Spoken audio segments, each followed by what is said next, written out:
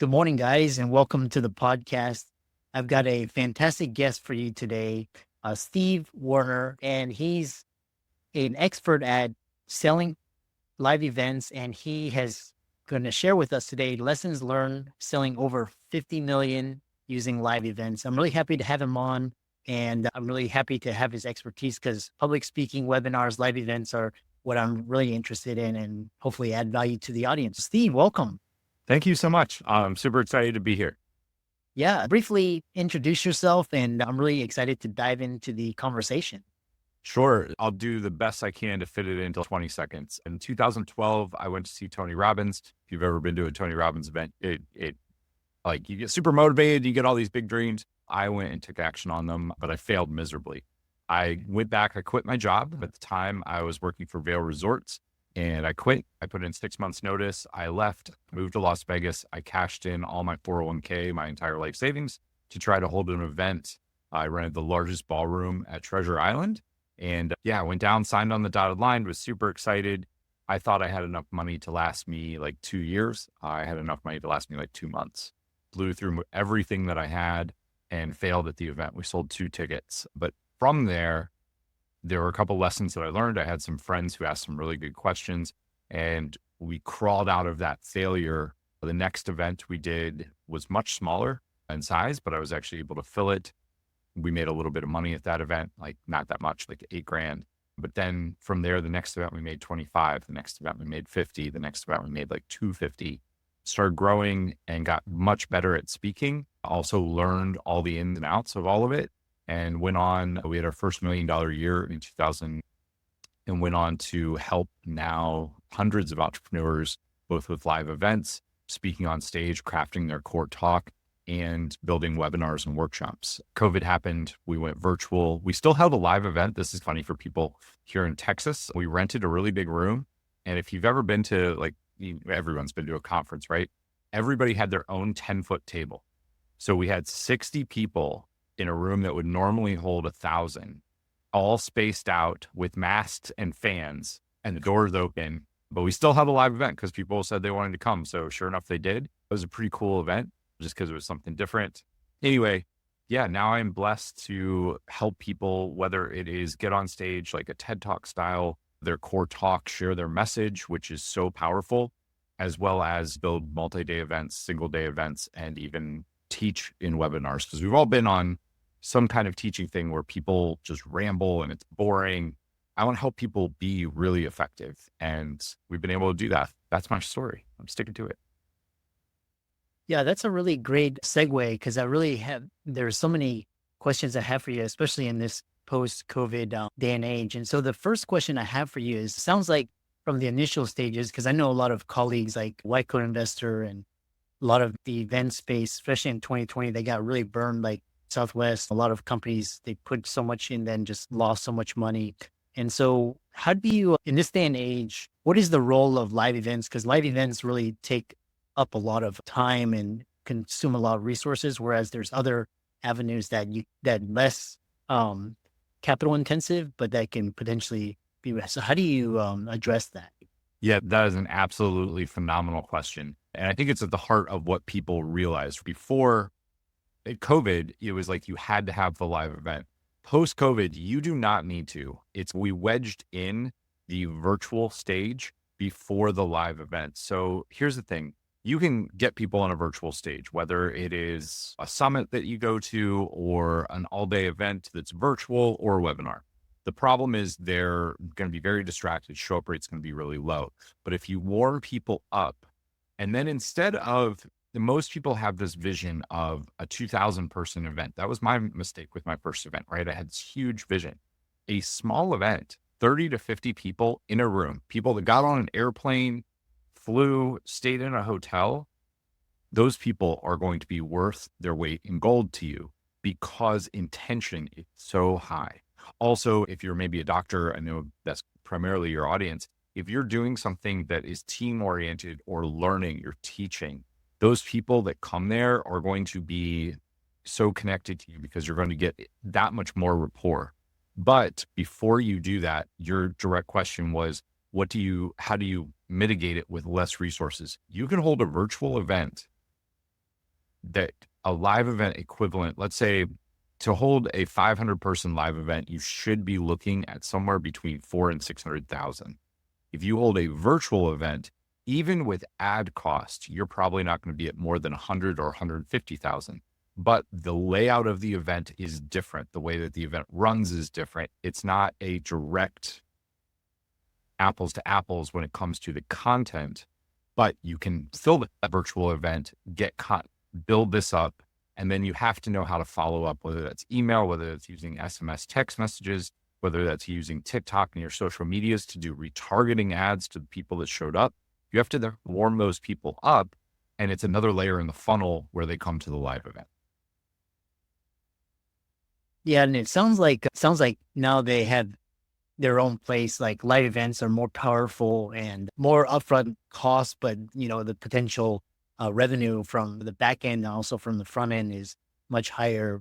Whereas webinars and virtual events are less, but you can reach a broader audience, but may not be as impactful. And so it's this balance. One thing that what was really interesting was like during COVID, I experimented with webinars, and they were a huge success because everybody was just signing up and everybody was at home. But then a year later, when everything opened up, everybody was back to work. Like I got zero, like my webinar thing just failed. Why do you think so many webinars fail? And what advice would you give to ensure a webinar is successful? That, again, you are asking great questions. So the first thing, webinars, when I started doing them back in 2013, 14, they weren't nearly as saturated of a market. Now, back then, no one had been to a webinar. They were like, oh, I'm going to learn XYZ. And they're excited, and then they show up and they're ready. Over time, everybody attends a bunch of webinars. You learn that there are more bad ones than good ones. And you learn that you can multitask. So you might sign up for the webinar, put it on the screen over here, do this thing over here, or the time might come for it. And you know what? I'm not going to attend that. It sounded good at the time, but intention has gone down. During COVID, to your point, everyone was stuck at home. Everyone was looking for connection, how to get out there, do stuff, meet, learn, grow. As soon as they went back to work, that all went out the window. The way that we have found to be successful with it. So I want to throw a couple numbers in first. Pre-COVID, we were seeing about a 30 to 40% show up rate to cold traffic. We were spending $8 to $12 to get a opt-in. Then 1 out of 3 roughly was showing up. Post-COVID, our costs went from 8 to 12 to more in the $15 to $20 range to get somebody to opt in. That tells us that, hey, people have done the webinar thing. They're not really buying into it anymore. Their time is pressured. They're back out in the world. Then we saw show up rates also decline, which showed us that people, they say they're interested, right? Oh yeah, that sounds good. But there's no commitment. There's no negative if they don't show up. They have not spent any money with you. They don't have anything on the line. So those are the numbers that you need to pay attention to. Close rates have actually remained pretty steady. If you get them there, the close rate stays the same, which a rock star webinar cold audience is going to convert, if you're really good, 2 to 3%. Now you ask, what do we do instead? Or how can we mitigate this? And the answer is workshops. So a webinar is one way. I'm going to stand up here. I'm going to tell you my story, and I'm going to teach something, and I'm going to make you an offer. There is almost no audience interaction. A workshop is the same content structured slightly differently, and it is interactive. It is two-way. You can do much more with a smaller audience because you can do hot seats. You can solve their problems. You can answer their questions. You can prove authority, and you have to be there. Now, the downside is you can't automate it. You can automate a webinar all day long. Again, your show up rates are down. You're going to have a lot of cost. With a workshop, we actually suggest charging for the workshop because it will help improve your show up rates, and their intent is higher coming in. So do a 5-minute webinar or VSL to help sell the workshop. Reach out to people, sell the workshop. If you have 15 people that paid $47 or $97 or $197 to be in the workshop, your close rate out of that is going to be much, much higher. And you're going to know each person there. So the way the content is different, to lay this out very quickly, a webinar is here's my story so that I have some authority.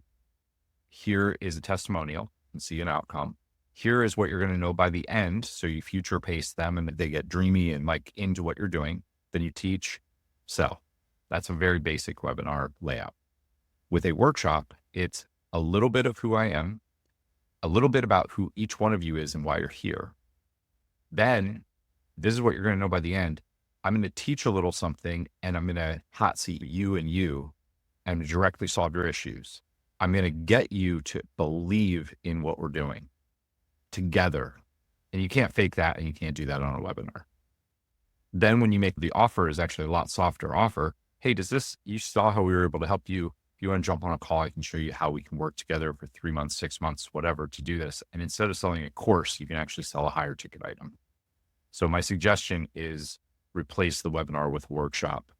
Yeah, and it's really interesting because I've experimented with group coaching and then also these workshops. So the one question I have for you is, it sounds like a lot of the success hinges on building an offer that sells. And so what are the key components of an offer that sells effectively from the stage, could be virtual or in a one-to-many setting? You are speaking my love language. So the offer is actually when we build a live event, a workshop, or a webinar for a client, we will sit down and a lot of times the person has an idea of their offer. They think they know their offer. My offer is I coach people or I build ads for people or I do X. A good offer should have a minimum of 5 things that it does specifically. And those should be based on the pain points that your audience has. So if your audience, I can use live events. The first pain point is, I don't know how to pick a venue. The second pain point is, I don't know exactly what to talk about. The third pain point, which is huge, is I don't know how to fill it. Fourth pain point is, I don't know how to make the offer from stage without being salesy. So those are my general pain points. I want to design 5 line items in the offer that directly go to those pain points. Then I want to take the next, like I build this in a spreadsheet. The next line over is, what tool do I have that solves that problem? The next line over from that is my story around how I learned about that pain point and how to solve it to create the item. The next line over from that is at least 1, if not 3 or 4 testimonials of people who have used that specific item to get the outcome. If I build all of those things out, not only do I have an amazing event, because each one of those things turns into a teaching point or a 1-hour presentation or an email series or a Facebook post, all that becomes the marketing and everything out here, but I teach it, whether it's a 90-minute webinar or a 5-hour workshop or a 3-day event based on those things. So the way we craft the offer is first pain points, then digging into our stories behind them. Once we've built it, the piece that everybody wants to skip, everybody thinks their offer is going to be amazing. Actually get on a call with somebody and run through the offer with them and say, hey, does this sound like you? Does this sound like the pain that you experience? Would this tool be helpful? Oh, by the way, here's my story around it. Does that make sense? And we actually do this when we build an event. We did a 2,000 person event last year, and we did this exact process. And we found out that 2 of the 5 things were not issues for the people, but through doing research, we found out what to replace those with. We also got their exact language from our avatar of how they talk about it. That changes everything for your offer, but you have to actually do the work.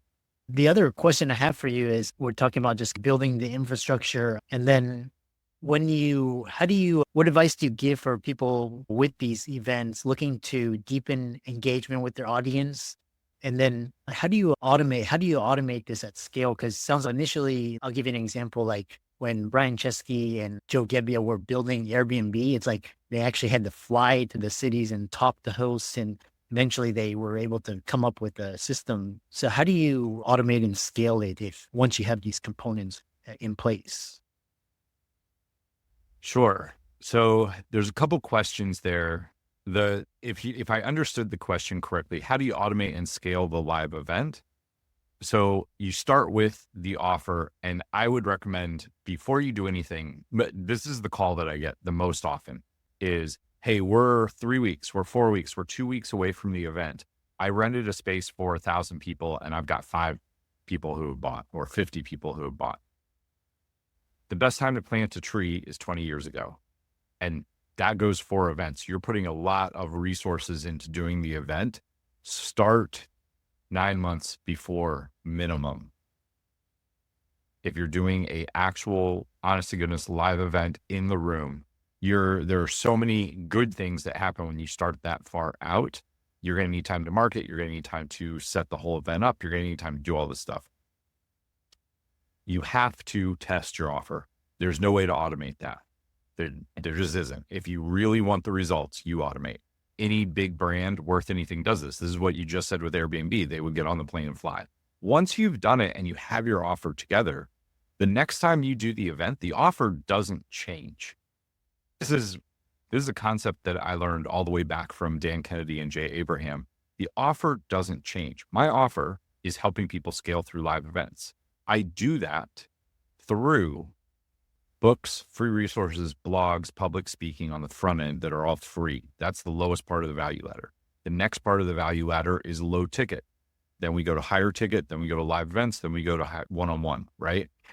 But that value ladder, it's the same offer delivered with less of me in it, right? As it goes down to get cheaper. So when you want to build a live event that scales, if I understood the question correctly, if you want to scale the live event, you're going to do a workshop first, get really good feedback around all the stuff. The next time you do it, you don't have to do a workshop. You could actually put 50 people in the room. That was our first live event. We were supposed to sell 50. I ended up putting 80 people in the room. And I went and I filled it by hand selling tickets around Las Vegas. So it was actually an event for dentists and orthodontists. I went around to every office. I got so many donuts from Krispy Kreme that Krispy Kreme would not, they had a buy one, get one free promo, and they cut me off from it because I would go buy 3 dozen donuts in the morning. I would divide them up into half dozens, and then I would go drop them at offices to get 3 minutes to talk to the office manager, and I hand sold 80 tickets to fill that room. That was scale number 1. Scale number 2, I had more information. I could market it better. That allowed me to grow. So many people are like, I want to go to the 2,000 person event first.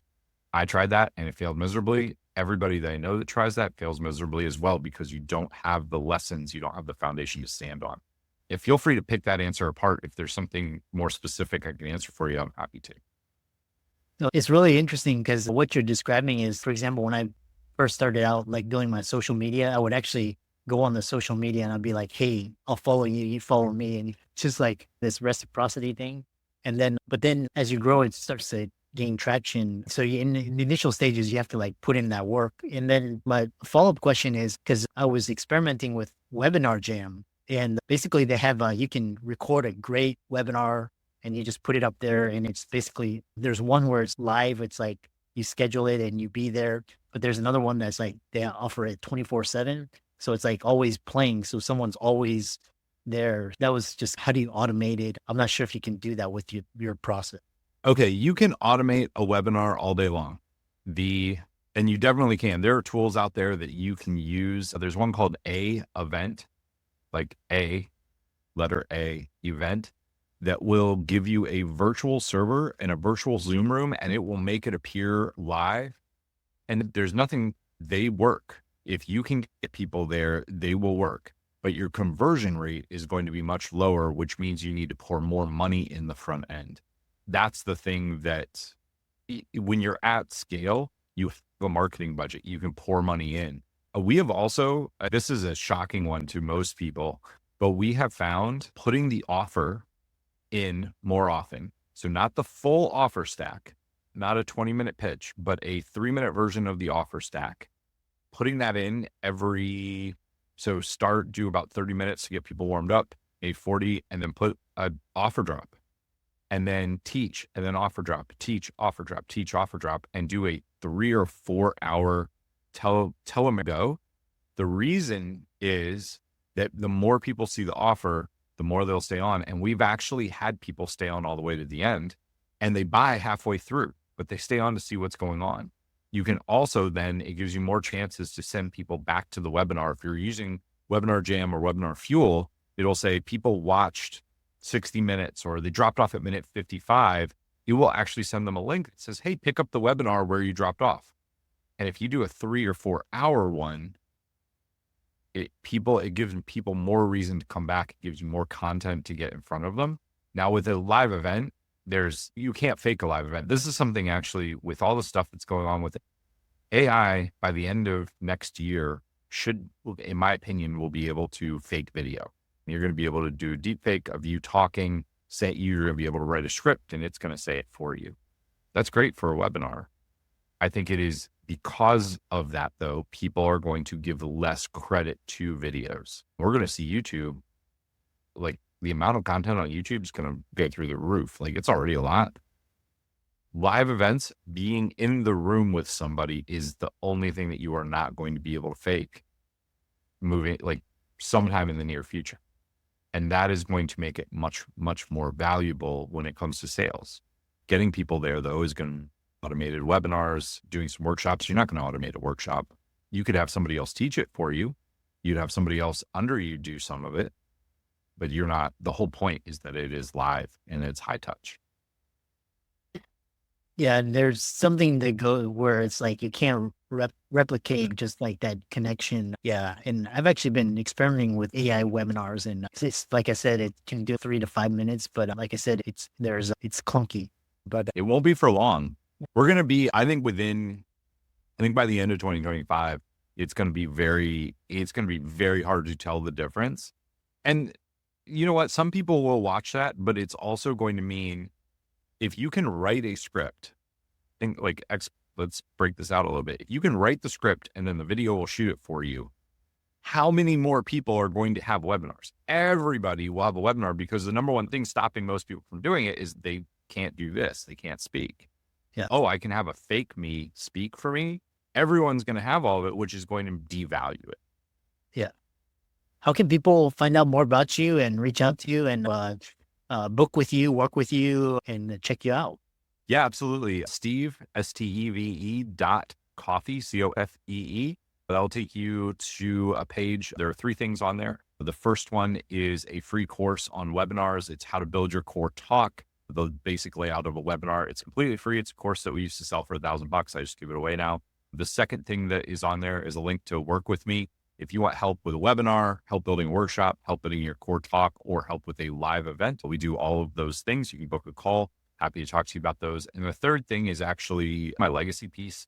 So many entrepreneurs make a lot of money, but they do not keep a lot of money. They never get off the rat race treadmill of go earn money. But financial freedom is a very big part of my life. And it is what I feel most like if I could gift somebody, how do you build that? So we build a little financial freedom course, nothing heavy. There's no back end sale to it because there's nothing I have for sale, but it is something that will help you build financial freedom and infinite cash flow. Awesome. Yeah, I really love this. And like I said, this webinar funnel newsletters are really of interest of mine. And thanks so much for coming on, sharing so much wisdom, and keep up the great work. Thanks. It's my pleasure. Have an awesome day.